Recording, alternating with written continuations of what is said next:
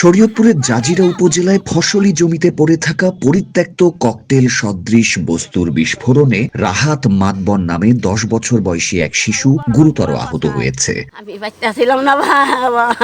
বিস্ফোরণের তীব্রতায় তার ডান হাতের কবজি বিচ্ছিন্ন হয়ে যায়। শুক্রবার 29 মে সকাল 9:45টার দিকে উপজেলার চরধুপুর চরকান্দি এলাকায় এই দুর্ঘটনাটি ঘটে।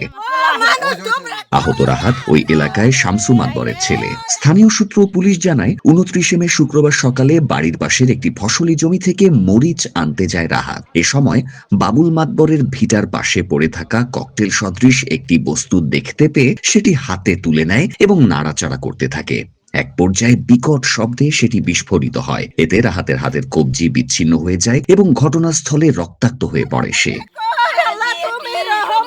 বিস্ফোরণের শব্দ শুনে স্থানীয় লোকজন দ্রুত ঘটনাস্থলে ছুটে এসে গুরুতর আহত অবস্থায় রাহাতকে উদ্ধার করে জাজিরা উপজেলা স্বাস্থ্য কমপ্লেক্সে নিয়ে যান। পরে কর্তব্যরত চিকিৎসক তার অবস্থার অবনতি হওয়ায় উন্নত চিকিৎসার জন্য ঢাকা মেডিকেল কলেজ হাসপাতালে পাঠায়।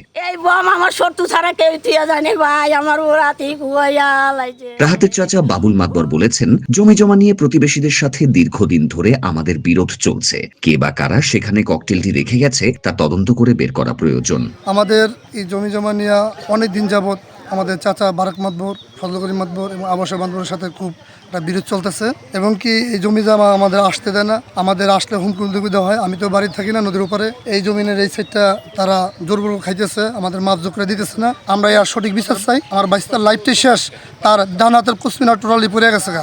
ঠিক আছে, আমরা দেশবাসীর কাছে এর সঠিক বিচার চাই। জাজিরা থানার ভারপ্রাপ্ত কর্মকর্তা ওসি মোহাম্মদ সালেহ আহমদ বলেন, ঘটনার খবর পেয়ে পুলিশ দ্রুত ঘটনাস্থল পরিদর্শন করেছে। হাসপাতালে গিয়ে আহত শিশুর সাথেও কথা বলা হয়েছে। তাৎক্ষণিকভাবে আমাদের এই সংবাদ পেয়ে আমরা ওকে হসপিটালে নিয়ে আসতে বলি। আমরা দ্রুত হসপিটালে যাই। হসপিটালে গিয়ে ভিকটিমের সাথে আমি কথা বলেছি, তার আত্মীয় স্বজনদের সাথেও কথা বলেছি। আপাতত ভিকটিমকে আমরা দ্রুত চিকিৎসার জন্য ঢাকা চিকিৎসা মেডিকেলে প্রেরণ করেছি। আরও বিশদভাবে তদন্ত করছি। তদন্ত করে ঘটনার বিষয়ে আইনগত ব্যবস্থা গ্রহণ করা হবে। পরিবারের পক্ষ থেকে এখনো কোনো লিখিত অভিযোগ পাওয়া যায়নি। অভিযোগ পেলে তদন্ত সাপেক্ষে আইনগত ব্যবস্থা নেওয়া হবে।